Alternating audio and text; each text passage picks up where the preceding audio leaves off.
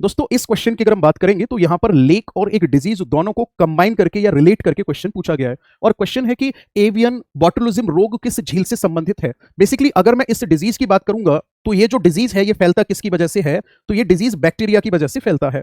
और जो बैक्टीरिया है उसका नाम क्या है, तो बैक्टीरिया है उसका नाम है क्लॉस्ट्रीडियम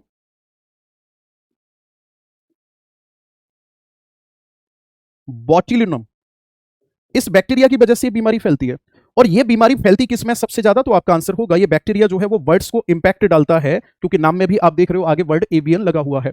किसी भी इन्फेक्टेड इंसेक्ट्स की वजह से या फिर किसी भी हम यूं कह सकते हैं कि एनवायरमेंटल में जितना भी पॉल्यूटेंट्स हैं उनके माध्यम से ये कहीं ना कहीं जब पक्षियों में एंटर कर जाता है तो एक पक्षी से दूसरे पक्षी में भी ये हो सकता है। ये डिजीज जैसे ही किसी बर्ड में एंटर कर जाएगा तो उसमें एंटर करने के बाद में उसका जो नर्वस सिस्टम है उसको डैमेज कर देता है और उसका जो ब्लड सर्कुलेशन है उसको डैमेज करता है और धीरे धीरे करके पक्षियों की मौत होना शुरू हो जाती है।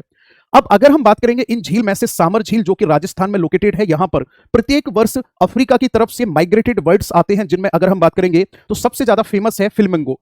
तो ये जो फ्लेमिंगो जब हमारे भारत में आते हैं माइग्रेट करके, तो हुआ क्या 2019 की बात है, जब 2019 में ये बॉटुलिज्म डिजीज फैला तो लगभग 18,000 से ज्यादा ये फ्लेमिंगो जो थे वो मारे गए थे। वहीं 2024 में भी ये डिजीज फिर से फैला तो इसकी वजह से लगभग 484 फ्लेमिंगो की डेथ हुई है। तो अगर हम इस क्वेश्चन की बात करेंगे तो इस क्वेश्चन का जो करेक्ट आंसर है वो सामर है।